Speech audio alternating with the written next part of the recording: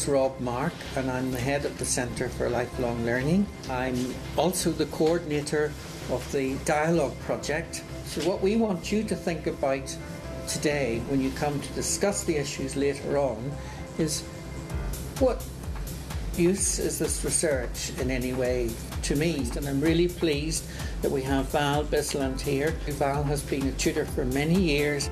She's completed her doctorate around some research on the neurosciences and adult learning. And what I have asked Val to do today is to talk to you about some of the issues coming out of that. My research looked at learning styles and communication styles, and in that process I discovered there were all sorts of neuroscience feeding in. The ability of brain cells to remodel themselves and change physically and functionally throughout all of life in response to experience. That's a new fact, if you like, a scientific fact now. At one time it was thought our brain cells were genetically powered when we were small, and genes really drove our brain development. Well, genes play a very big part, but in the environment and how you, what sort of influences you're exposed to in your life will make a huge difference to the sort of brain you have. This is more like a little cross-section of your brain here. Your brain's a little clusters of neurons, and this one here is sort of breaking away and flying off to join a new cluster. And that's what happens when you're learning. Bits of information that you thought were complete, you find they're not so complete, and they join up with the new information. And sometimes, of course, they fly away and never seen again. To create links to your existing knowledge. Well, what teachers have done, and it's not something new, teachers have always tried to find clues to link older knowledge to new knowledge. The most important single factor influencing learning is what you already know. And this is a key thing for any adult learning, that people are coming to the classroom with a whole range of concepts already, and they're not going to take what you say and just sort of slot it on a shelf somewhere. They have to knit it in there, to take those ideas and say, well, how does this make sense with what I already know? And the heart of successful learning is activating many parts of the brain. So the job of any teacher is to help people learn in their own way, and in my research I found there are many, many ways older adults like to learn, because people have totally different ways of approaching learning. Tony Buzan, I think, was the first educator to realise the potential of the brain science. Only now are educators and neuroscientists talking to each other, and there you see the memory principles with the main branches: imagination, association, exaggeration, all the things that actually help to make an experience more memorable. That's just one technique that's come from the brain sciences, and it was evaluated recently and found, interestingly, to be a very good way that university students like to learn rather than a lecture. When they mind map together, not in isolation, but got together in a group, they found it a very, very effective way of getting at their understanding into a deeper level. So they were actually doing deep processing in a social and an emotional way. So ideas become more visual, tangible, manipulative, and therefore they become more concrete. We're not just learning machines, and so motivation, empathy, interpersonal skills, when you are enjoying yourself, when you are having fun, when you are talking to people, when you are developing ideas, when you're being excited by what you're doing, your brain is flooding with chemicals. Dopamine is one of them, when you're really in a good frame of mind. And acetylcholine is essential chemical to cement those connections, because those connections are very fragile when you learn something new.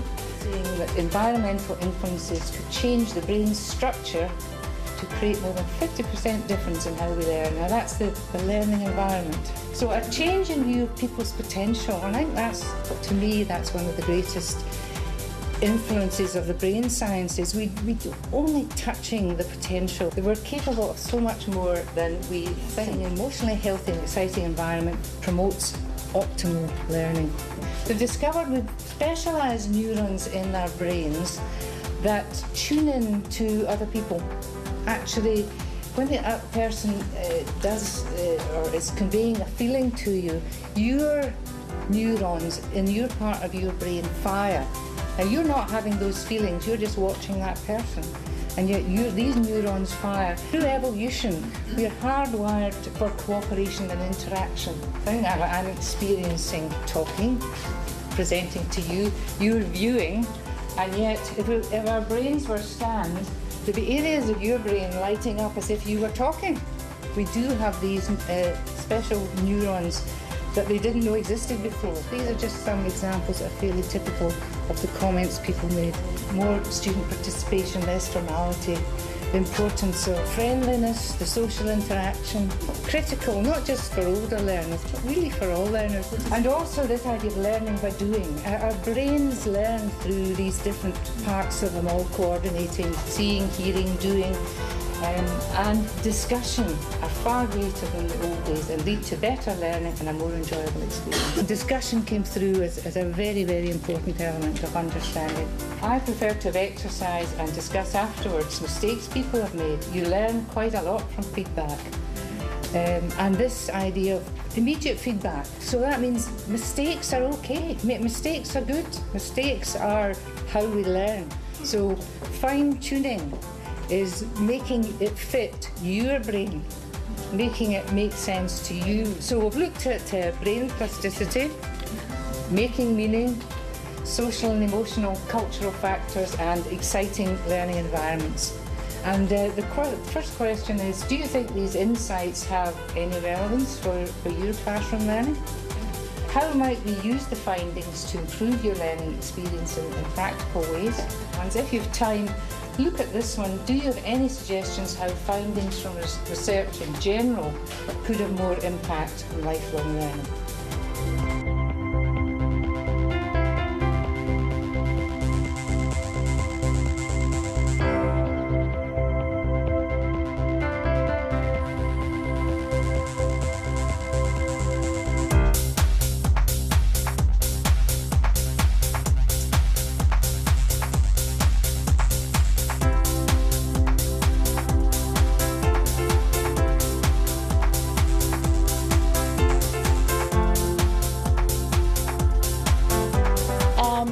Really, we started out by saying that for some of us the concepts were new and therefore extremely interesting. We really felt that they're clearly important because they do help you to determine prior learning and where you're moving from one learning situation to another. Most people individually will show preference for a particular style in a particular task. So when they're combined, we felt, then we have probably the greatest impact in terms of learning when all of these aspects in teaching are combined. We found the concept of the mirror neurons particularly interesting because we think that's what happens whenever we get together, as we did round the tables in discussion, and that allows us to fire off each other, to pick up on new ideas, to see things from a different perspective. We all agreed that there was this element of use it or lose it. If you don't use your brain, it's just going to just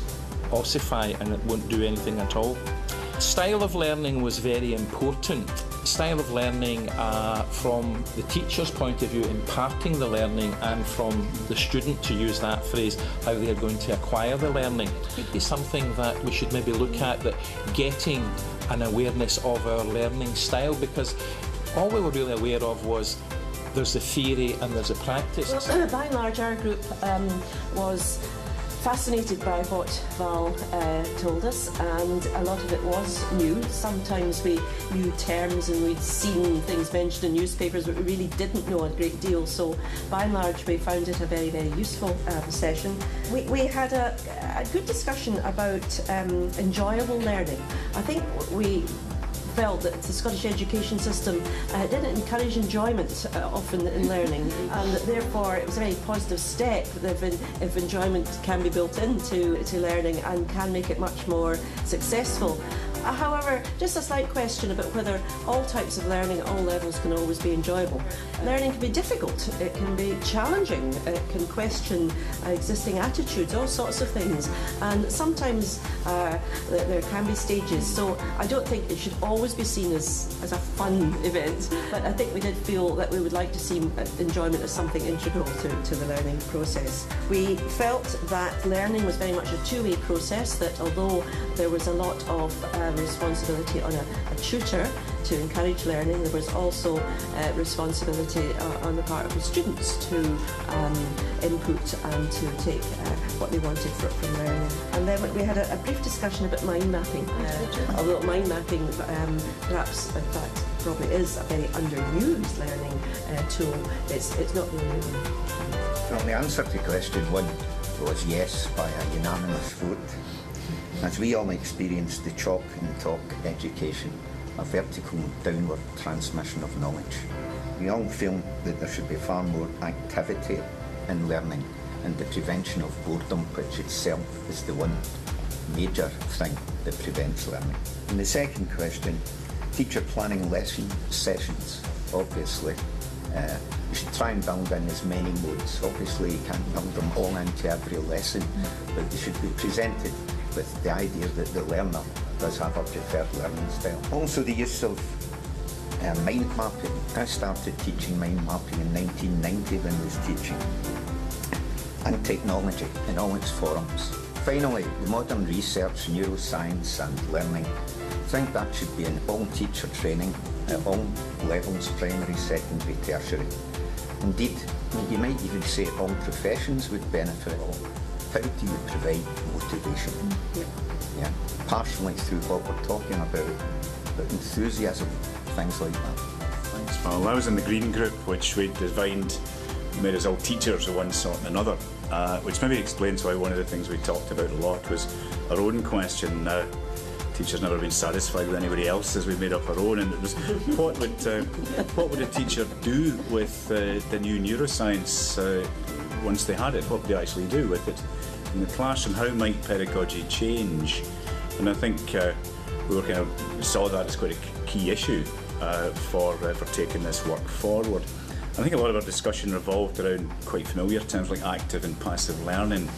And we were aware, I think, that activity or active learning is a label for a whole variety of things that go on, often set up in opposition for rhetorical reasons with the notion of passive learning. And a few of us kind of question the idea, how can you be learning passively and so on.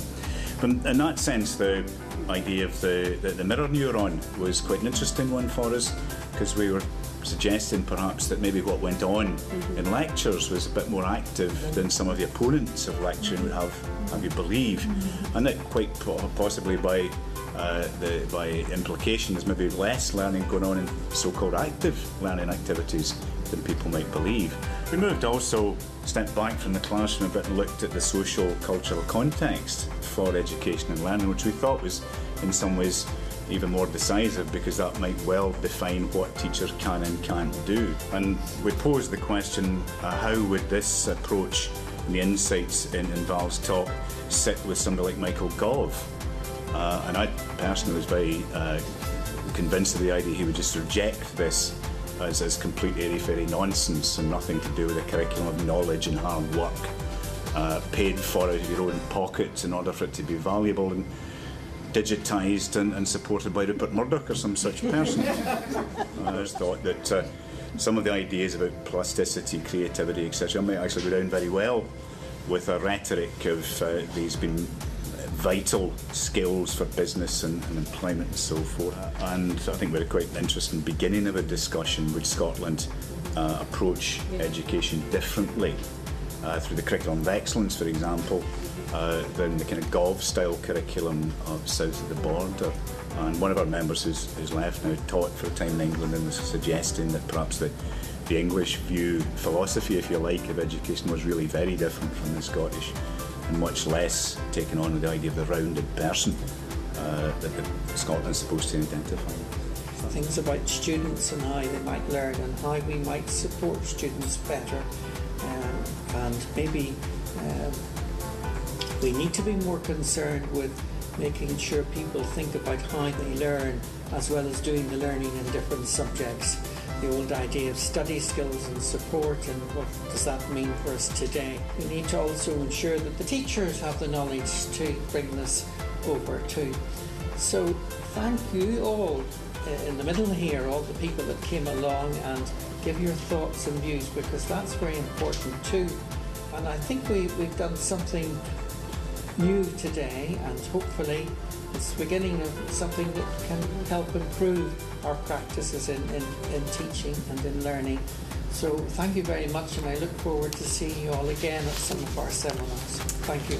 Thank you. Thank you.